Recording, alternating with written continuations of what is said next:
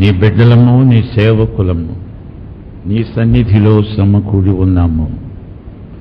నీవు మాలో ప్రతి ఒక్కరితో వ్యక్తిగతంగా మాట్లాడాలని కోరుతున్నాము, కనిపెట్టుకొని ఉన్నాము.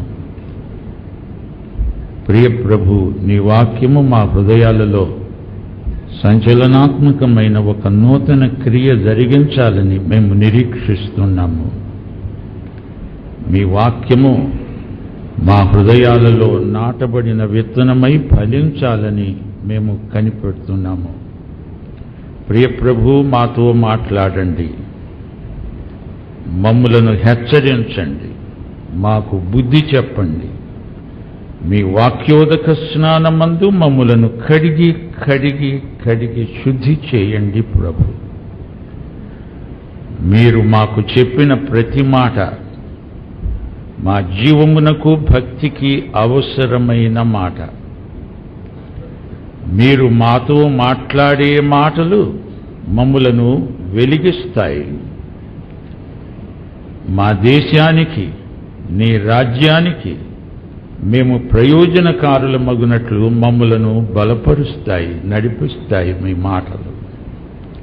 అట్టి మీ మాటలు మాకు కావాలి. మీరు నిత్యము మాతో మాట్లాడుతూ ఉండాలి. మీ మాటలు మమ్ములను కార్యాచరణశీలునుగా రూపుదిద్దాలి.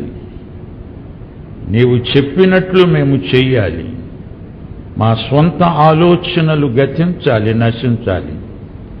మీ ఆలోచనలు మాకు కావాలి. మీ ఆలోచనల చొప్పున మేము నడవాలి. మమ్మలను నడిపించండి, మాతో మాట్లాడండి. మీ కృప మాకు సమృద్ధిగా అనుగ్రహించండి. మీ వాక్య సత్యాలను మా హృదయాలపై ముద్రించండి స్వామి. మాట్లాడండి అయ్యా. మరొకసారి దీన మనస్కులమై వెరిగి నలిగిన హృదయాలతో మీ కృపాసనమును సమీపిస్తున్నాము. మా ప్రియ భారతావని ఎదుర్కొనే సమస్యలన్నీ కూడా ప్రతిదినము మీ కృపాసనం వద్ద మీకు మనవి చేస్తున్నాము. మా దేశము యొక్క పరిస్థితులు, మా దేశ భవిష్యత్తు, మా దేశము యొక్క గమ్యము అదంతా మీ బిడ్డలు, మీ సంఘాలు ఏ ప్రార్థన చేస్తున్నారో దానిని బట్టి, ఢిల్లీ పార్లమెంటులో కాదు, మీ సంఘములో జరిగే ప్రార్థనలను బట్టి మా దేశ భవిష్యత్తు ఆధారపడి ఉంది. ప్రియ ప్రభు, మరి ఒకసారి మీ దీన సంఘమును బలపరచండి, సంఘ సేవకులను బలపరచండి, సంఘ నాయకులను బలపరచండి. నిస్వార్థ వైఖరితో తమ దేశమును, తమ దేవుని ఎంత ప్రేమిస్తున్నారో రుజువు చేయడానికి ఈ దినాలు మాకు పరీక్ష వంటివి. కృప అనుగ్రహించండి నాయన. ఎట్టి భేదము లేక నీ బిడ్డలందరూ, నీ సేవకులందరూ కలిసి ఒకరిపై ఒకరు ఆనుకొని, అందరూ నీపై ఆనుకొని సేవ చేయడానికి ఈ కడవరి దినాలలో మీరు మాకిస్తున్న ఈ సవాలును బట్టి మీకెంతో కృతజ్ఞులం. మమ్మలను బలపరిచి మాతో మాట్లాడి మహిమ పొందుమని, ప్రతి అవసరత తీర్చుమని ఫిలిప్పీ 4:19 ప్రకారం క్రీస్తునందు మహిమలో మా ప్రతి అవసరము తీర్చగల దేవుడవు గనుక నీకు మా హృదయపూర్వకమైన కృతజ్ఞతాస్తుతులు సమర్పిస్తూ మేమందరము ఏకీభవించి సైతానీయమైన దుష్ట శక్తులను లయపరచుమని వేడుకుంటూ మీ కృప మాకు సమృద్ధిగా అనుగ్రహించుమని యేసు నామమున ప్రార్థన చేస్తున్నాం తండ్రి. ఆమేన్. విశ్వవాణి ప్రేమధార కార్యక్రమం కాదు. నేను రేడియోలో మాట్లాడుతున్నాను, 3 సంవత్సరాలు కావచ్చింది. ఒక మాట చెప్పాలి, ఈసారి కడవరి దినాలు ఏమో విచిత్రమైన రెస్పాన్సెస్ వస్తున్నాయి. నాకు పర్సనల్గా రాస్తున్నారు. దేవుడు కడవరి దినాల్లోకి మనల్ని తెచ్చినట్టు ఇదొక నిశ్చితమైన సూచన. మనం ఎక్స్పెక్ట్ చెయ్యం అలాంటి వ్యక్తులు యేసు ప్రభువును ప్రేమించడానికి, ఆయన కోసమై ఎంతకైనా సిద్ధపడడానికి తయారవుతున్నారు. దేవుడే వారిని సిద్ధపరిచాడని నేను అనుకుంటున్నా. దేవుని వాక్యం అద్భుతాలు చేస్తోంది. ఈ మధ్యనే ఒక పురోహితుడు నాకు ఉత్తరం రాశాడు, పర్సనల్ లెటర్. అయ్యా, నేను ఈ పని చెయ్యను, మరి ఏం చేయమంటారు? మీ వాక్యం వింటున్నప్పుడు నాకు అర్థమైపోయింది, నేను ఇదంతా వదిలేస్తాను, నన్ను ఏం చేయమంటారు అంటే, నేను అన్నాను, ఏం చేయమంటారంటే మా ఇంటికి వచ్చి కూర్చుంటారు వాళ్ళంతా. అందుకని నేనేమన్నానంటే, ఏమి చెయ్యాలో ప్రభువు చెప్పేదాకా తొందరపడొద్దు, ప్రార్థన చేయమని చెప్పాను. ఇలాంటివి చాలా ఉన్నాయి.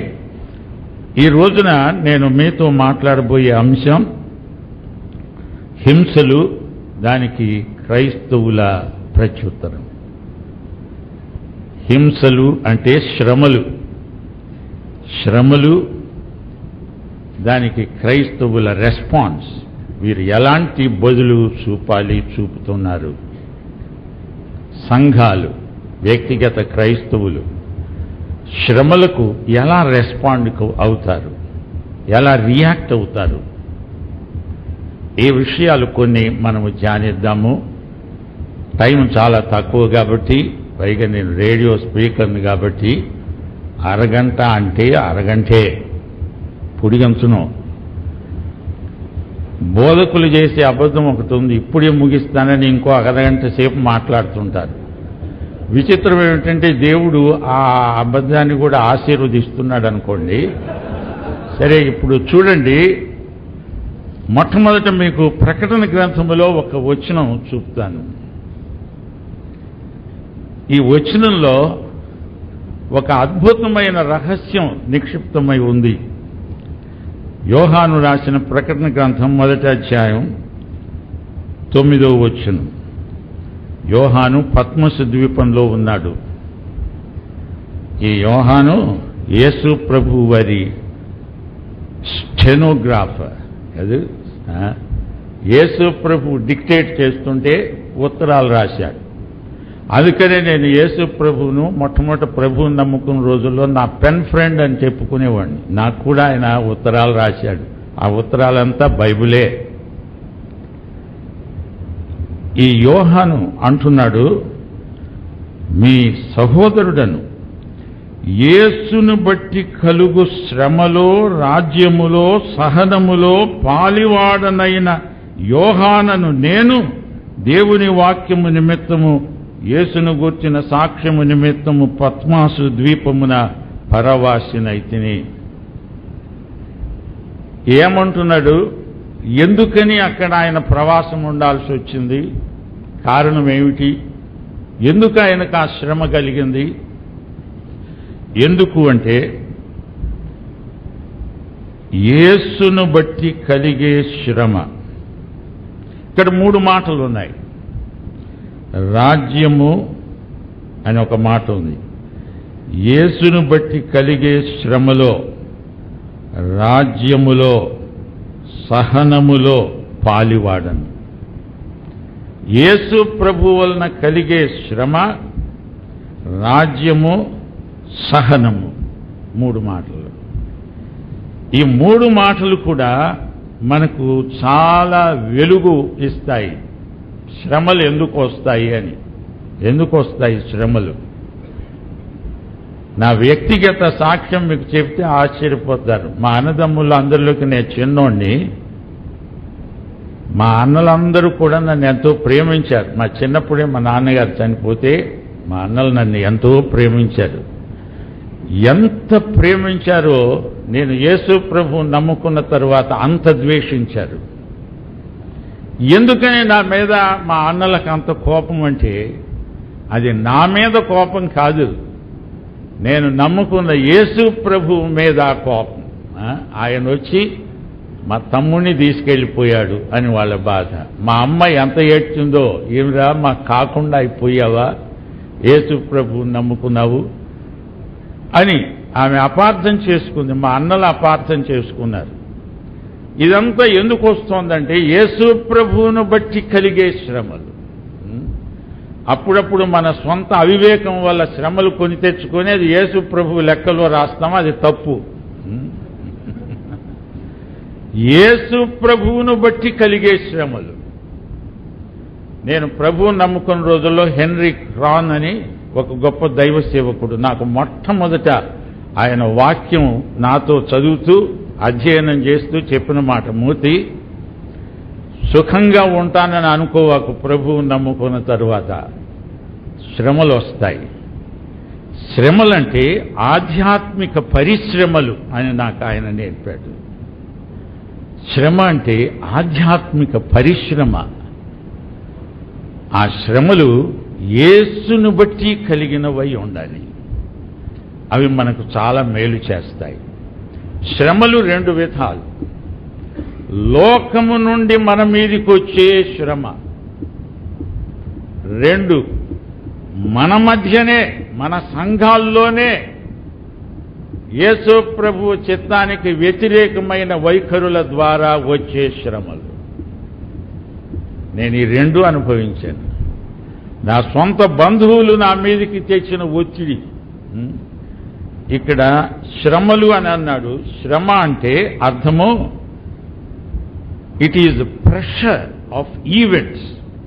చుట్టూ ఉన్న పరిస్థితులు మన మీదికి తెచ్చే ఒత్తిడి, ప్రెషర్. అంటే శ్రమలు వచ్చాయని మౌనంగా ఏం మాట్లాడకుండా ఏడుస్తూ ఓర్చుకోమని కాదు. శ్రమలు అనే మాటకు క్రైస్తవ అర్థం ఏమిటంటే it is spirit of courage, it is the spirit of conquest, it is gallantry. అది క్రైస్తవ శ్రమలో ఉన్న సహనం, అది అందులో ఉన్న రహస్యం. సహనము అంటున్నాడు ఇక్కడ యోహాను భక్తుడు. సహనం అంటే ఏమిటి? ఎవరన్నా ఏదన్నా అంటుంటే ఇది దేవుని చిత్తములే అని మెదలకుండా ఊరుకోవటం కాదు. ఈ మధ్య ఒక పాట వచ్చింది, అంతా దేవుని చిత్తమే అని. ఏది చేసినా ఏది చెప్పినా అంతా దేవుని చిత్తమేంటి? ఇది మన కర్మ సిద్ధాంతమా? కాదు. మనకి శ్రమలు వచ్చాయంటే, యేసును బట్టి శ్రమలు వచ్చాయంటే, వాటిని మనము సహిస్తున్నామంటే అందులో ఆధ్యాత్మిక ధైర్యం ఉంది. అది ఆత్మ సంబంధమైన బలం. యేసు ప్రభు శిలువ మీద సమాప్తమైనది అని కేక వేశాడంటే అది జయధ్వానం, విక్టరీ. అది సహనం. మాకు సహోదరుడు ఉండేవాడు, ఆయన అంటాడు, నేను ప్యాసిఫిస్టును, ఎవరన్నా వచ్చి నా నెచ్చిన కొడితే ఏం అనను, ఎందుకంటే ప్రభువు సహించమన్నాడని. అది ఎక్కడ సహనం బాబు? అది ఒక ప్యాసివిటీ అనుకుంటున్నాడు. కాదు. ప్రభువు మనకు నేర్పిన సహనం ఎలాంటిదంటే we show our spiritual boldness. అనేక సార్లు ప్రార్థనలు చేస్తాము. పేతురు చెరసాల్లో ఉంటే సంఘం ప్రార్థన చేసింది. ఎలాంటి ప్రార్థన అది? ప్రభువా నీ దాసులను కాపాడయ్యా, వాళ్ళను విడిపించు, వాళ్లకు సహాయము చెయ్యని ప్రార్థన చేసి తీరా పేతురు వచ్చినప్పుడు ఈయన పేతురు కాదేమో అని ఆ హృదయ అనే పిల్లను గద్దిస్తున్నారు వాళ్ళు. It is hypocritical prayer. ఏం ప్రార్థన చేశారు? పేతురు బయటికి రావాలని. తీరా వచ్చినప్పుడు ఆయన పేతురు కాదేమో, ఇంకెవరన్నా ఏమో, ఏం చూసావో, ఎందుకు వస్తాడు అని. ఏం ప్రార్థన చేస్తున్నారు? నేను మళ్ళీ చెప్తున్నాను, ఇది గొప్ప హెచ్చరిక. కడవరి దినాల్లో మన సంఘాల్లో ఎలాంటి ప్రార్థనలు జరుగుతున్నాయి? దేవా మా దేశమును ఆశీర్వదించయ్యా అని అంత జనరల్ ప్రార్థన, బ్లాంకెట్ ప్రార్థన. కాపాడయ్యా. మీరు ప్రతిరోజు న్యూస్ పేపర్ చదువుతారా? న్యూస్ వింటారా? నేను న్యూస్ పేపర్ చూస్తాను. అందులో చాలా ఐటమ్స్ నా ప్రార్థనకు దొరుకుతాయి. ఈ మధ్య ఒక అబ్బాయిని మేము ఇంటర్వ్యూ చేస్తుంటే, బాబు న్యూస్ పేపర్ చదువు, మా నాన్నగారండి ఆ న్యూస్ పేపర్ చదివితే అది భక్తి కాదన్నాడండి, అందుకని న్యూస్ పేపర్ చూడండి అని అన్నాడు. ఇదెక్కడి భక్తి బాబోయ్? నువ్వే ఆశ్రమంలో కూర్చున్నావా? ముక్కు మూసుకొని తపస్సు చేస్తున్నావా? నీవు ఏ దేశములో ఉన్నావో ఆ దేశము యొక్క క్షేమము భద్రత నీ మీద నీ సంఘం మీద ఆధారపడి ఉంది. అప్పుడప్పుడు మనకు వచ్చే శ్రమలు ఎలాంటివంటే సరిగ్గా ఇంటర్ప్రిట్ చేయలేక కొన్ని మనము థియలాజికల్ జార్గన్ తీసుకొచ్చి కనపడ్డ ప్రతి ఒక్కరిని బ్రదర్ ఆర్ యు సేవ్డ్ అని అనడం మనకు చేతను. కానీ what does it mean to be saved అని వివరించడం చేత కాదు. అందుకని వాళ్ళు అపార్థం చేసుకుంటారు, చాలా అపార్థం చేసుకుంటారు. అందాకెందుకు ఆ రోజుల్లో కూడా ప్రభు భోజనాన్ని చూసి కొంతమంది ఇదేందిరా వీళ్ళు మనుషుల్నే తింటారు క్రైస్తవులని చెప్పుకునేవాళ్ళు. చూచారా ఎంత అపార్థం చేసుకున్నారో.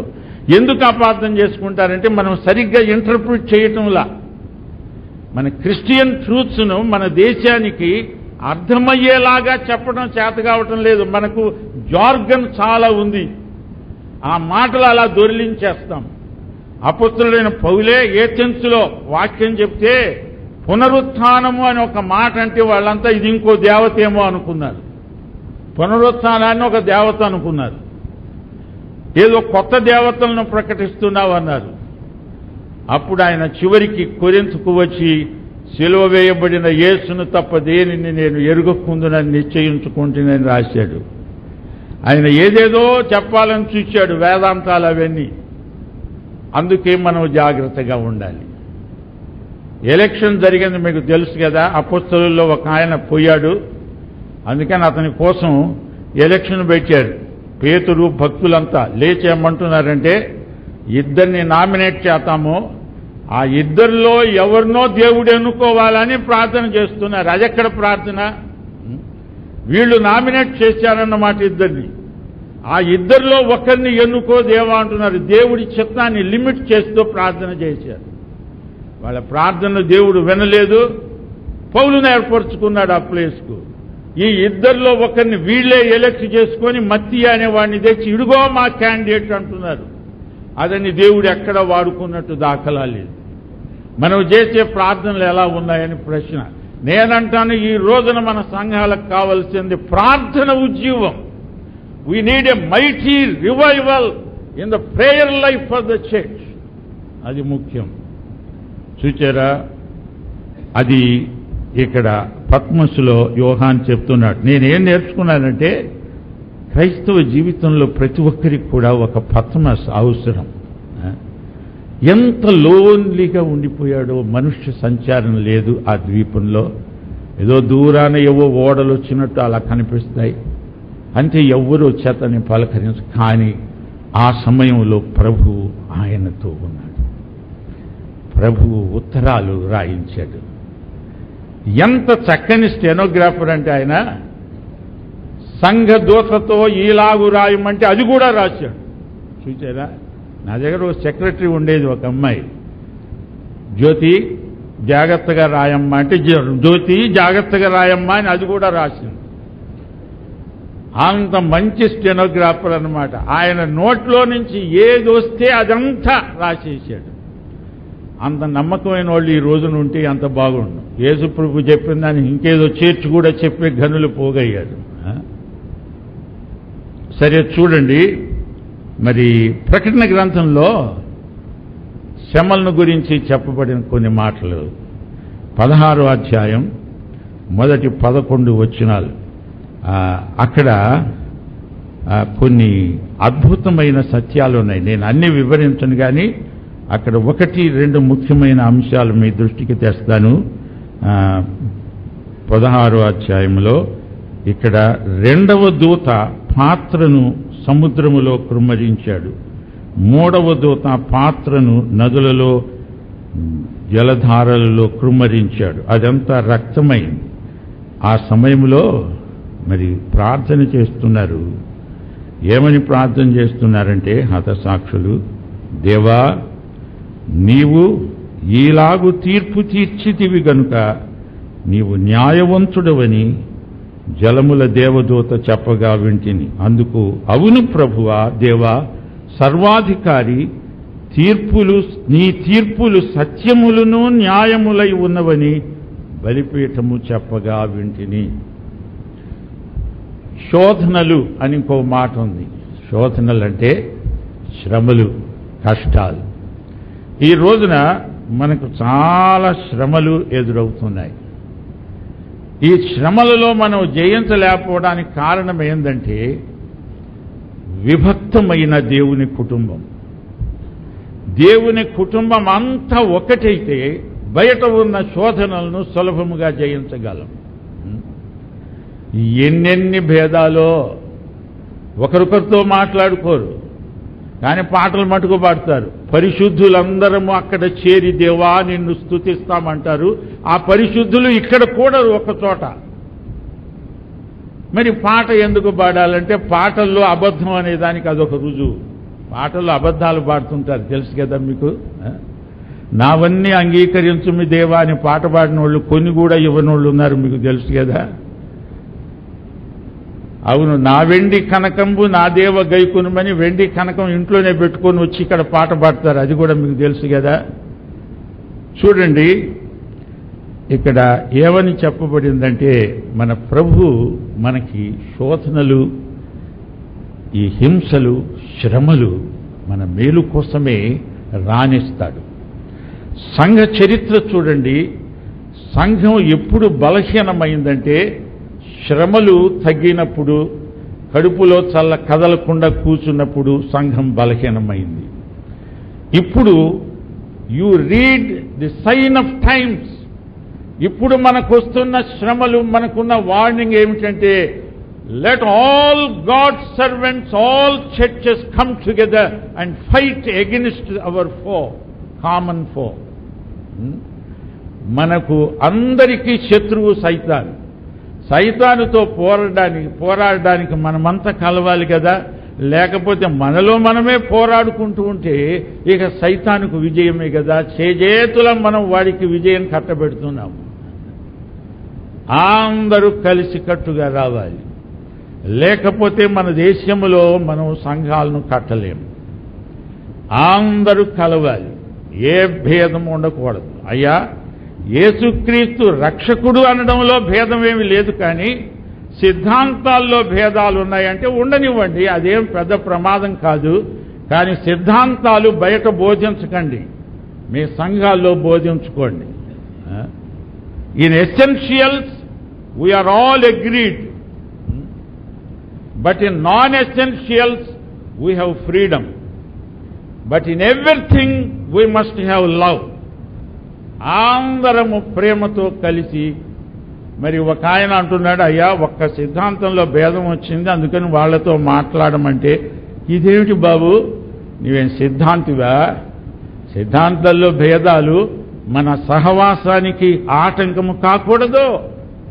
మన సిద్ధాంతాలు ఏవైనా those are all differences in interpretation and emphasis. అది ఉంచుకో, you keep it to yourself. కానీ what India needs is the gospel today. మనం అంతా సువార్త ప్రకటించాలంటే ఎసెన్షియల్స్ను ఎక్కువగా నొక్కి చెప్పాలి. అదే విషయాన్ని రేడియో చేస్తోంది. మీరు విని ఉంటారు, నేను రేడియోలో మాట్లాడుతున్నప్పుడు ఏం చేస్తానో బైబుల్నే పెట్టుకుంటాను. ఆ బైబుల్లో ఒక లైనుకు మధ్య సందు ఉంది కదా, అక్కడ శాండ్విచ్ లాగా దానికి సహజమైన కాంట్రవర్సీస్ లేకుండా సింపుల్ ఇంటర్ప్రిటేషన్ పెట్టేస్తాను. That's what hour country needs today. మనము బయటకు వచ్చి స్త్రీలు మౌనముగా ఉండవలనని బోధిస్తామా? లేకపోతే ఏదో ఒక డాక్టర్ని తీసుకొచ్చి బోధిస్తామా? You preach it in your church, that's all right, I have no objection. కానీ what I mean to say is this, our country needs gospel, pure gospel, simple gospel. నేను ఒక చోటికి వెళ్ళి ఒక హిందూ స్నేహితుడికి సువార్త చెప్పాను.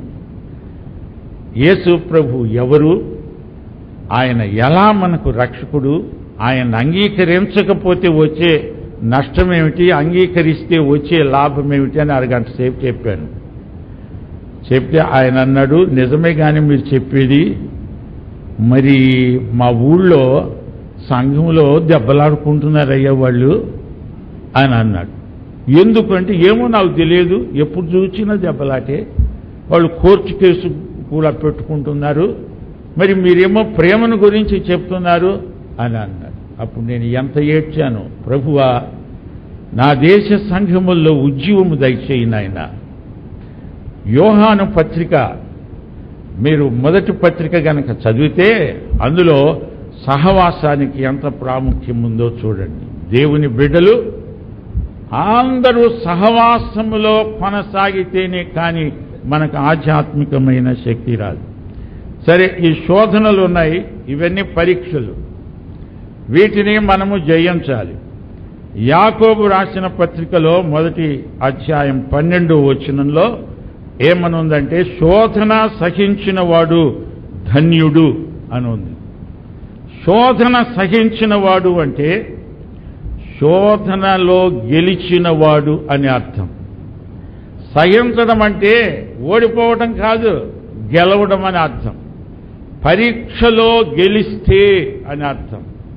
ఇఫ్ యు విన్ అని అర్థం. అంతేగాని సహించడం అంటే, ఒక అబ్బాయి అంటున్నాడు, నేను పరీక్షలో తప్పానండి, మా అమ్మ నాన్న తిట్టారండి, సహించుకున్నానండి అని. ఏడవకపోయినావా అన్న. సహించడం అంటే అర్థం ఏమిటి? గెలవడం అని అర్థం. అందుకని యాకోబు భక్తుడు అంటున్నాడు, శోధన సహించువాడు ధన్యుడు. ధన్యుడు అంటే అర్థం ఏమిటి? కంగ్రాచ్యులేషన్స్. మన దేశంలో వచ్చే శోధనలను మనం గెలవాలి. గెలిస్తే అప్పుడు మనల్ని ప్రభు కంగ్రాచ్యులేట్ చేస్తాడు.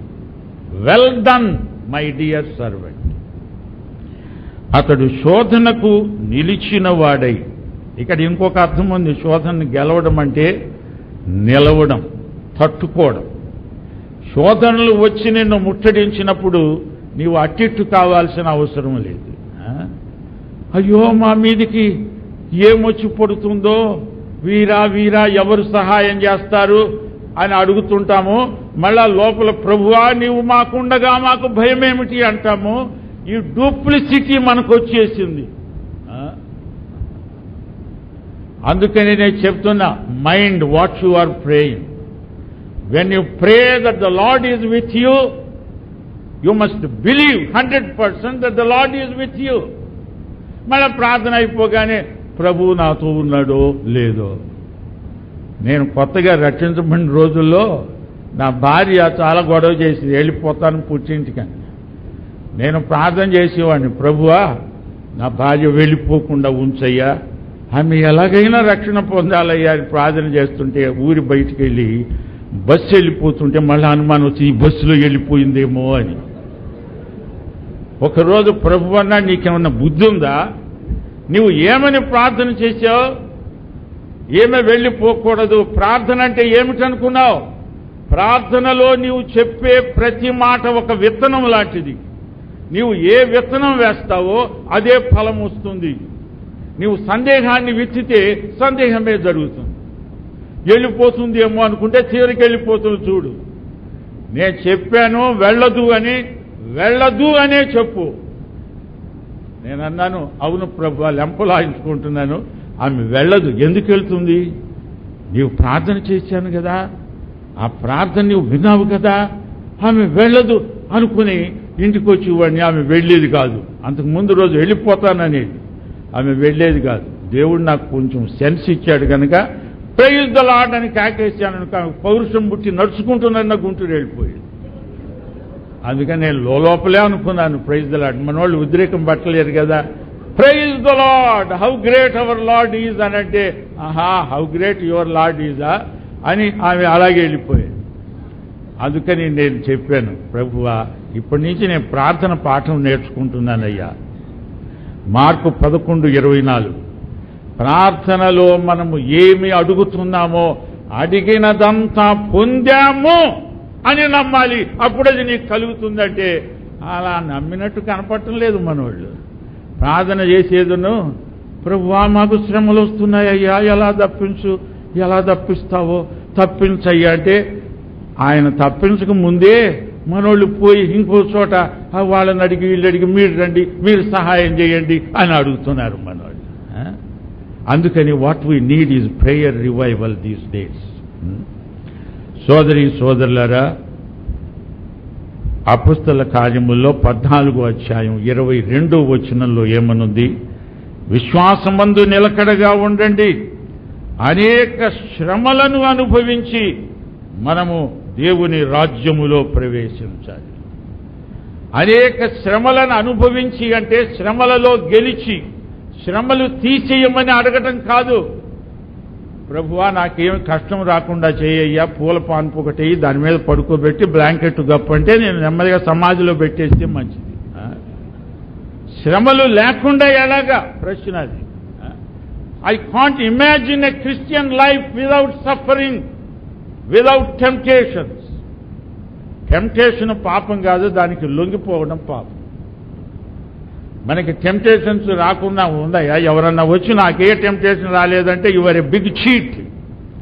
ఐ టెల్ యూ, ఏ టెంప్టేషన్ రానోడు ఎవరు ఉన్నారు? యేసు ప్రభువుకు వచ్చాయి టెంప్టేషన్స్, కానీ వాటిని ఆయన జయించాడు, మనం కూడా జయించాలి. కనుక ఇక్కడ ఏమంటున్నాడంటే, ప్రభువు తనను ప్రేమించు వారికి వాగ్దానము చేసిన జీవ కిరీటము పొందును. కనుక మనము శ్రమలను గనక జయిస్తే మనకు కిరీటం వస్తుంది.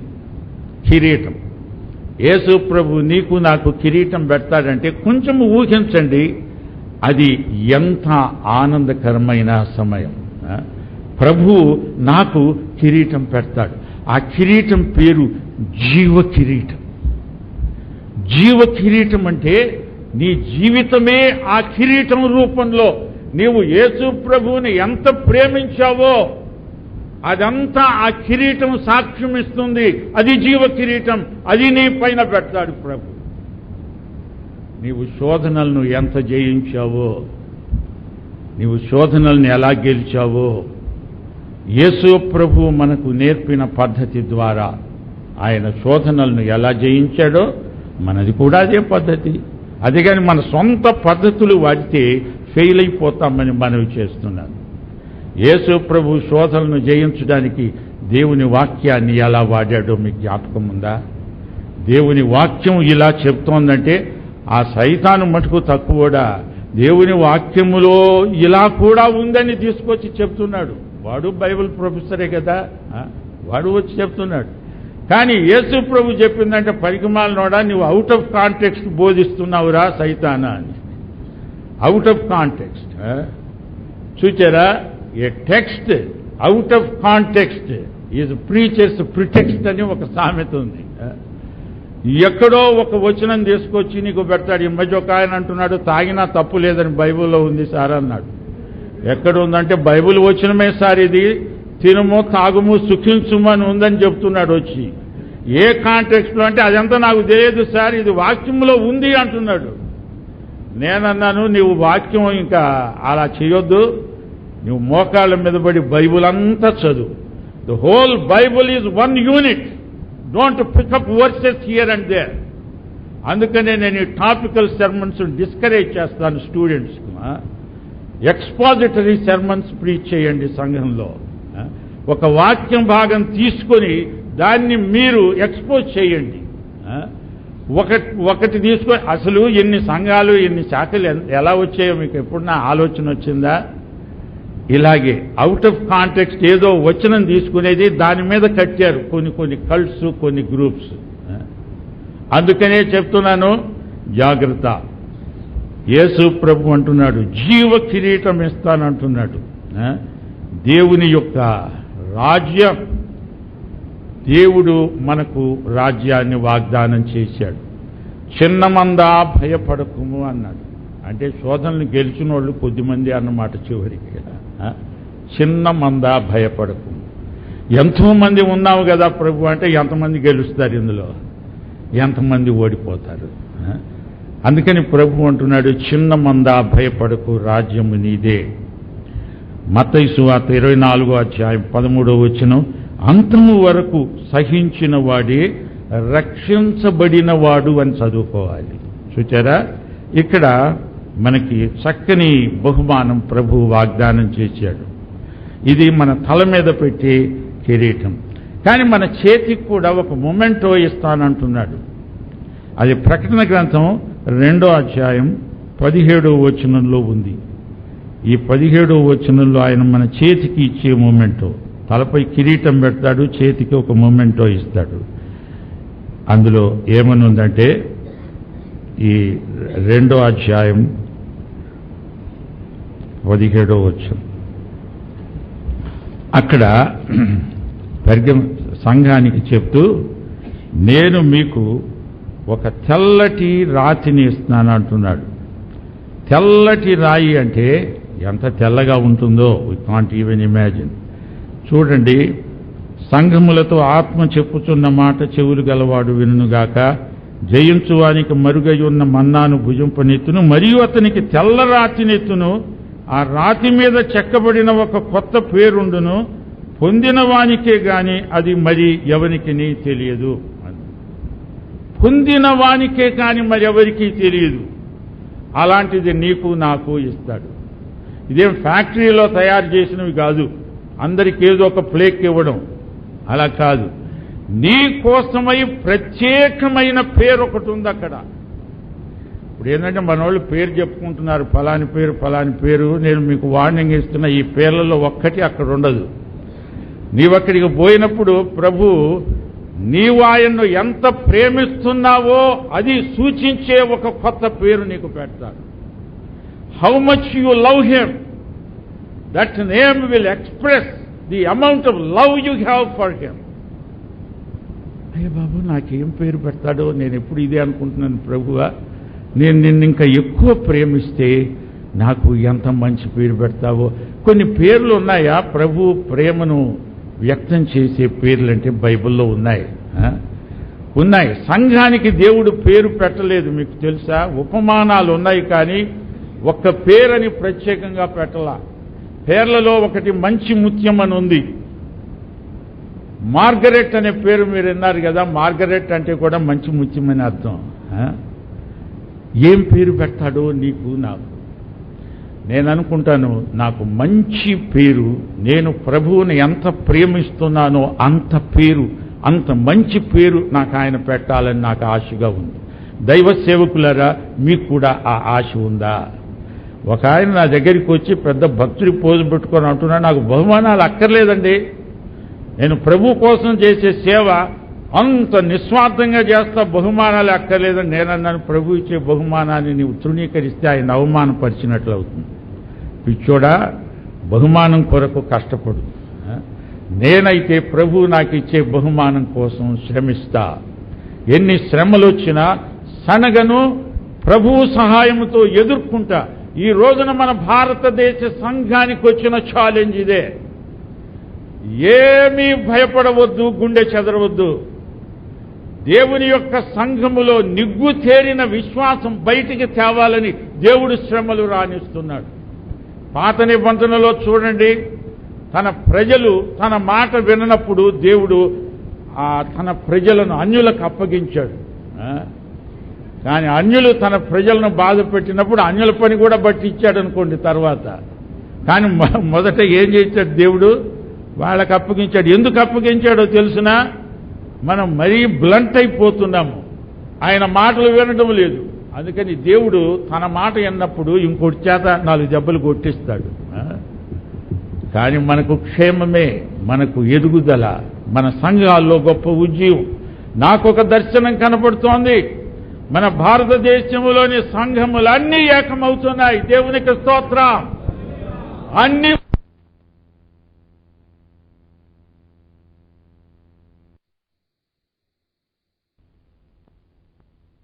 ప్రభు మనకిచ్చే బహుమానం వ్యక్తిగతంగా నీకు మాత్రమే కాదు.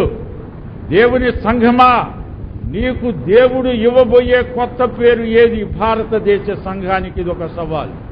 నేను అమెరికా సంఘాల గురించి మాట్లాడటం లేదు, యూకే సంఘాల గురించి మాట్లాడటం లేదు.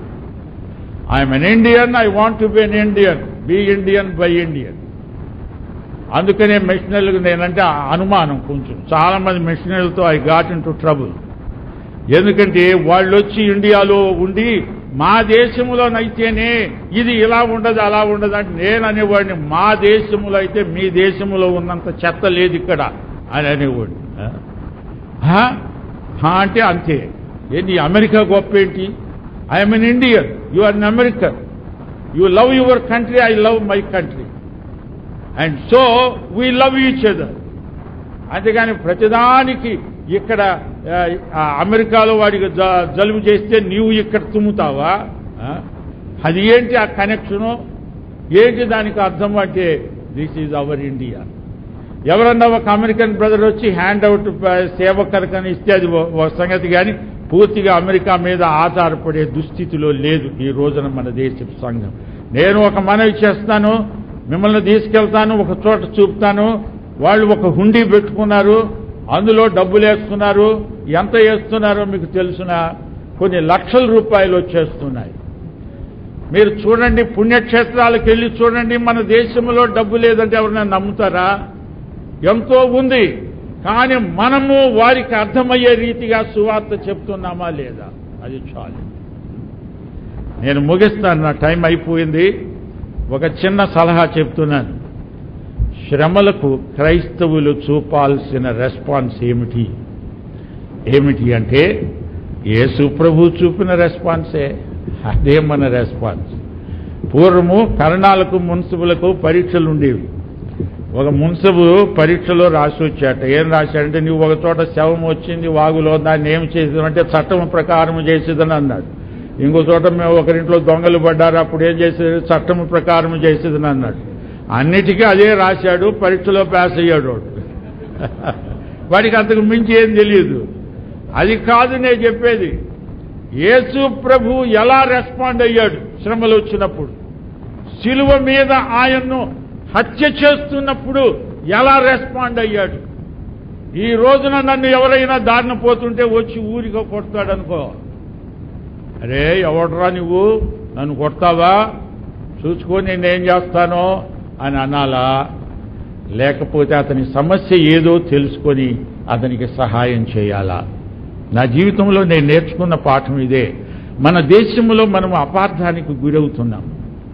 ఎందుకని గురవుతున్నామంటే మన తప్పు కూడా 50% ఉంది. ఇంతవరకు మన యొక్క యాక్సెంటు, మన బోధ అంత వెస్టర్నైజ్. మన దేశ ప్రజలకు ఎలా చెప్తే అర్థమవుతుందో అది మనకు అర్థం కావటం లేదు. అందుకే మనవి చేస్తున్నాను, అందరము కలిసి ఒకరిపై ఒకరు మానుకొని మోకాళ్ళ మీద పడి ఈ రోజున మనము ఎలా రెస్పాండ్ కావాలి. ఒక ఆయన ఇండియన్ ఎక్స్ప్రెస్లో నా దగ్గర కటింగ్ ఉంది. ఆయన పెద్ద కొత్త సంగతి బోధించినట్టు, మీరు వెస్టర్నైజ్ కావద్దు, మీరు ఇండియన్స్గా ఉండే ఆయన చెప్పేదేంటి? అది మేము ఎప్పటి నుంచో బోధిస్తున్నాము. నేను లెటర్స్ ఎడిటర్లో రాశాను. దాంట్లో ఆయన ఏందో పెద్ద చెప్తున్నాను అంటున్నాడు. మేమే చెప్తున్నాం. నేను ఒకసారి ఒక ఆర్టికల్ రాశాను. అందులో ఏమన్నానంటే, అమెరికాలో సువార్త ఉంది, అక్కడ విత్తనం వేశారు, అమెరికన్ సాయిల్లో ఆ విత్తనం మొలిచింది. కానీ వచ్చిన మిషనరీలు చేసిన హిస్టారిక్ మిస్టేక్ ఏంటంటే, విత్తనం తేలేదు కానీ పాటెడ్ ప్లాంట్ను తీసుకొచ్చారు. అక్కడ ప్లాంట్ పెంచి దాంతో పాటు lot of American dust also has come in to India. అది తీసుకొచ్చి ఇక్కడ మేము నాటేటప్పటికీ అందులో నుంచి వచ్చిన విలక్షణమైనది చూచి నా దేశ ప్రజలు అపార్థం చేసుకుంటున్నారు. మా సొంత అక్క, మా బావ చివరికి ఏమడిగారంటే, ఇదంతా నిజంగా మనదేనా? యేసు ప్రభు మనవాడేనా అని అంటే, యేసు ప్రభు మనవాడే అక్క. నేను మిషనరీలకు తెలుగు భాష నేర్పుతున్నాను, వాళ్ళకు బైబిల్లో ఒక్క ముక్క అర్థం కావట్లేదు.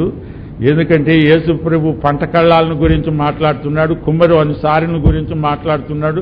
వాళ్ళు ఇవి ఎలా ఉంటాయి అని అడిగితే వాళ్ళకి తీసుకెళ్లి అవన్నీ మన కల్చర్ను చూపాను. బైబిల్లో ఉన్న భాష అంతా తూర్పు దేశాలకు అర్థమైనట్టు పడమటి వాళ్ళకి అర్థం కాదు. మళ్ళా చెప్తున్నాను, ఇప్పటికైనా మనం కళ్ళు తెరిచి we interpret the gospel and Jesus Christ to our generation today so that they can understand. మీకు చిన్న దృష్టాంతం చెప్పి ముగిస్తాను. ఒక ఆయన స్కూటర్ మీద ఏమని అన్నాడంటే, జీసస్ సేవ్స్ అని రాశాడు. జీసస్ సేవ్స్ అంటే వాళ్ళ ఇంటి పక్కనే నేషనల్ సేవింగ్స్లో పనిచేసి ఆయన ఉన్నాడు. ఆయన ఆపేసి, సార్ మాకు పోటీ తెచ్చారా మీరు? మాది national saving scheme sir. You save money and deposit it, మీకు సర్టిఫికెట్స్ ఇస్తామంటుంటే ఈయన వచ్చి అంటున్నాడు, బ్రదర్ ఎంత అపార్థం. అవును, మన మాటలన్నీ అలాగే అపార్థం అవుతాయి. మనం అనుకున్నది ఒకటి, వాళ్ళు గ్రహించింది ఒకటి. యేసు ప్రభువే దేవుడు అన్నప్పుడు వివరించొద్దు. ఈ మధ్య నా దగ్గర నలుగురు వచ్చారండి నన్ను ఏదో చిక్కులో పెట్టాలని. అందులో ఒక ఆయన నన్ను అడుగుతున్నాడు, యేసు ప్రభువే దేవుడు అనడానికి మీరు ఏమి రుజువు చెప్తారంటే నేనన్నాను, మీరే అంటున్నారు కదా యేసు ప్రభువే దేవుడు అనడానికి రుజువులని. దేవుడై ఉండాలంటే మీ ఉద్దేశంలో ఎలా ఉండాలో ముందు చెప్పండి, అప్పుడు నేను చెప్తానన్నాడు. బుర్రగోక్కున్నాడు, కాసేపు అటు ఇటు చూశాడు, మళ్ళా వస్తాను సార్ థ్యాంక్ యూ అని వెళ్ళిపోయాడు. దేవుడంటే ఎవరు? నేనంటాను దేవుడంటే ఎవరో ఎవరికి తెలుసు. యేసు ప్రభువును చూచిన వాడే దేవుణ్ణి చూచి ఉన్నాడు. యేసు ప్రభు మరి 17వ అధ్యాయం యోహాను సువార్తలో ఏమని ప్రార్థన చేశాడు?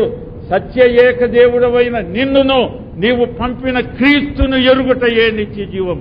యేసు క్రీస్తును ఎరుగని వారు దేవుణ్ణి ఎలా ఎరుగగలరు? అది మన ప్రజలకు ఏ భాషలో చెప్పాలి? నేనంటాను ఒక భాష ఉంది, ఆ భాష ప్రేమ భాష. ఆ భాషను అందరూ అర్థం చేసుకోగలరు. నేను ఇంకా ముగిస్తాను. అందరూ దయచేసి తలలు వంచి కళ్ళు మూయండి, ప్రార్థన చేసుకుందాం. కృపాభరితుడైన మా పరమ తండ్రి, నీవు ఎంత గొప్ప దేవుడవయ్యా. మా దేశాన్ని నీవు ప్రేమించి మా దేశంలో ఎన్నెన్నో దశాబ్దాలు సువార్త ప్రకటించబడడానికి మీరిచ్చిన కృప కొరకు మీకు వందనములు, స్తోత్రములు. నిజమే, సువార్త ఉద్యమంలో అనేక తరాలు పొరపాట్లు జరిగాయి. కానీ వాటిని ఈ రోజున మేము గ్రహించగలం, మేము సరిదిద్దుకోగలం. మా దేశ ప్రజలకు అర్థమయ్యే రీతిగా యేసుక్రీస్తును మా ప్రజలకు అనువదించగలం. మా దేశంలో ప్రభువా నీవంటే థియలాజికల్ అబ్జెక్షన్ లేదు, కానీ సోషియలాజికల్ అబ్జెక్షన్ ఉన్నది. దానిని మేము పరిష్కరించగలం, కానీ దానికి సంఘటితమైన కృషి కావాలి. సంఘములన్నీ ఏకం కావాలి. మా దేశంలో సార్వత్రిక సంఘాన్ని కట్టడానికి సేవకులందరూ చేతులు కలపాలి. అందరూ ఒకరిని ఒకరు ఆనుకోవాలి, కలిసి ప్రార్థించాలి. నెహెమ్యా వంటి నాయకులను మా దేశానికి దయచేయండి అయ్యా. ప్రతి సంఘములో ఒక నెహెమ్యాను మీరు లేపండి. మా దేశములో సమైక్యత, మా దేశములో రాజకీయ అస్థిరత, వీటన్నిటికీ కారణము మేము చేయవలసింది ఇంకా చేయలేదు. మేము గనక నీవు చెప్పిన ప్రకారము చేస్తే మా దేశము లోకములోని దేశములన్నిటికీ ఫలమానికము కాగలదు. అది మాపై ఆధారపడి ఉంది. అటు కృప మాకు దయచేయమని, మహిమ పొందుమని, ఇక్కడ కూడిన మీ సేవకులను సేవకురాండ్రను నూతన అభిషేకం ఇచ్చి ఆశీర్వదించి బలపరచి పొలములోకి పంపమని, మహిమ పొందుమని యేసుక్రీస్తు వారి దివ్యనామమున ప్రార్థన చేస్తున్నాం తండ్రి. God bless you.